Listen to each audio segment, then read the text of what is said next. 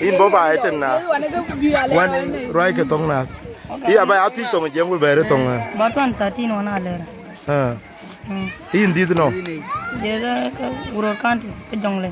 cái dòng lấy state ye nói lâu No lo. ye gun ngoài cái mor On kurchenda. ye u chen da ok in bố trên nó ngà On mama dia. jam tông này hả Kon mama da. cái con ngà đây mi ta cái cuốn nó có Kaisam. to cái bài trên năm ba Baba ja Sudan. à to bài ok u nòng coi rồi cái này in to bài trên Be za mama da kana jangan ma. ye la sukule Wa del gar. ku war jel we ba into bo town wala into no in jel no into uro in ke jel in tin Yal yo na yuben bo. To al yo na waye.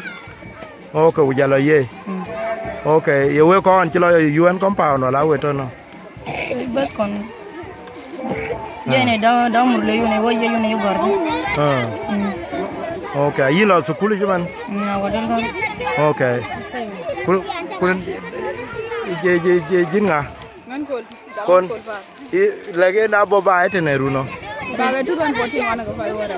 yin bo ba ete 214 in dit no Dia nga bentu. bentiu jin lera ma nyong Mayandi. mayandit ok jin nyong Mayandi. ye maran mayandit Du ler ko. ok ler county ok ok mama tot na Mar generation. ha Mar generation. kunang baba ko Baba generation. ok we lo sukule mu Wa du.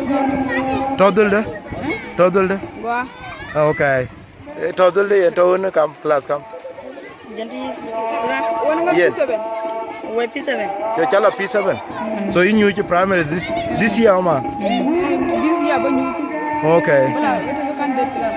yong yaga lel man pa ni junub sudan yong yaga korbidi tin Bas go no da go. Ni peace. we ko dor ba dubai ok pa piat man ye we rete ne we mi ga junub sudan de Ga wo chiana go. we chinga to that's very good I'm proud of you taping la ke nyite ka banan mit pore chengo waya right ma do ke ka ke junub sudan do ke rotel Okay. pier ka piat to taping we kwanto ko ajeng kunwer we kwanto right yaga lo kanisa don ne jito la ke sukulu jito ku kwera na pet kan taping okay pa na ba